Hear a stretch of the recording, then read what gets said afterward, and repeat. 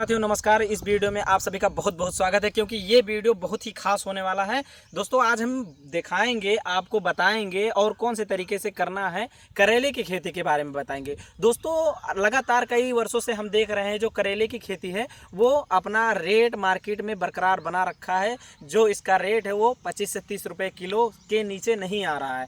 वहीं जब इसके उत्पादन के बारे में जानेंगे तो आप नई विधि से करोगे तो जो उत्पादन है वो आपको बढ़ के चढ़ के मिलने वाला है। दोस्तों आज हम ऐसे ही खेत में आ चुके हैं। जैसे कि आप देखेंगे इसको लाइन बाय लाइन लगाया गया है, जो कि एक तरह से मंडप विधि से ही कर सकते हैं। ऊपर से झमड़े पे लगाकर किया गया है और एक तरह होता है मंडप जो कि आप अपनी स्क्रीन पे देख सकते हैं और पूरे छत की तरह रहता है। वो मंडप विधि और इस मंडप विधि में बहुत ही फर्क है। दोस्तों वो मंडप विधि में ज़्यादा खर्चा लगता है, ज़्यादा टाइम लगता है और उसमें बांस लगते हैं या डंडे लगते हैं, वो ज़्यादा ही मजबूती लगते हैं। वहीं जब इस मंडप की बात करेंगे तो आप इतने पतले डंडे में इसको रोक सकते हैं और ये लगभग 12 से 13 फीट की दूरी पर लगाया गया है। वहीं जब इसकी बुआई की गई है तो मेढ़ी पे की गई। किसान साथियों तो चलिए वीडियो को शुरू करते हैं। और उससे पहले अगर आपने हमारे यूट्यूब चैनल को सब्सक्राइब नहीं किया है तो सब्सक्राइब कर लें, ताकि ऐसे ही वीडियो हम आप तक पहुंचाते रहें और जो आपकी फसल की पैदावार है वो बढ़ाने में हम आपकी मदद कर सकें। किसान साथियों इसके लगाने की विधि के बारे में जानेंगे। तो दोस्तों लगाने की प्रक्रिया पूरी तरह से बेड विधि से की गई है। ये साइड में पूरी तरह से देख सकते हैं। और जो इसकी बुआई की गई है बीज की, वो काफ़ी नज़दीक की गई है। और जो बीच में गैप है वो 3.5 फीट, मान के चलिए आप 3 फीट भी कर सकते हैं। 3.5 फीट का इसकी चौड़ाई की गई है।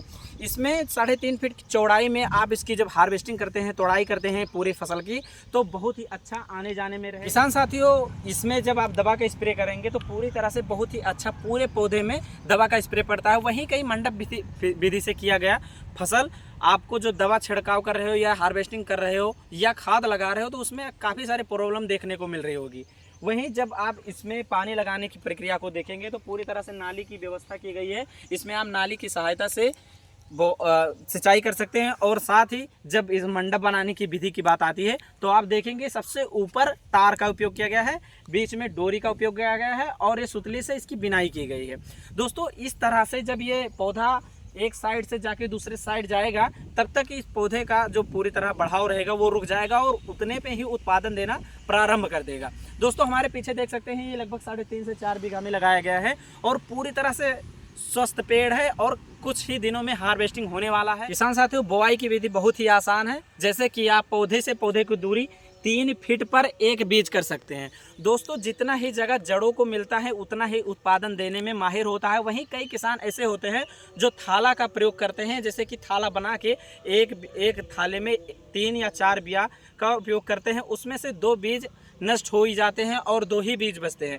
तो इस तरह ना करके अगर आप 3 फीट पे एक बीज का उपयोग करते हो तो जो खेत का उर्वरक रहेगा वो काफ़ी सूखेगा और उत्पादन बढ़ चढ़ के मिलेगा। वहीं आप देखेंगे कि लगभग जब इसमें किया गया था इसकी खेती तो इस बात का भी ध्यान रखा गया था बेसल डोज का। दोस्तों उत्पादन में सबसे ज़्यादा सटीक और सही उत्पादन लेने का तरीका है बेसल डोज का। जब भी आप इसकी बुवाई करें तो उससे पहले खेत की तैयारी अच्छे से कर लें। खेत की तैयारी करने से ही उत्पादन में वृद्धि होती है। जैसे कि खेत की तैयारी की बात करेंगे तो उसमें सड़ा हुआ गोबर का खाद और साथ ही DAP का उपयोग जरूर करें। इससे क्या होगा, खेत की उर्वरक क्षमता बढ़ जाएगी और लंबे समय तक आपको उत्पादन भी मिलता रहेगा और जो पौधे का रोग प्रतिरोधक क्षमता रहेगा वो भी बढ़ेगा। दोस्तों पौधे में रोग प्रतिरोधक क्षमता जब बढ़े होते हैं तो उसमें रोग नहीं लगते हैं, बहुत ही कम लगते हैं और जब लगते हैं तो आसानी से दवाओं से ठीक हो जाते हैं। तो इसकी लागत के बारे में बात करेंगे तो इसमें 30 से 40 हज़ार के बीच में अभी तक लग चुका है। और वहीं उत्पादन के बारे में बात करेंगे तो अगर उत्पादन जानना चाहते हैं तो चैनल को सब्सक्राइब करके लाइक कर दीजिएगा। तब तक के लिए जय श्री राम।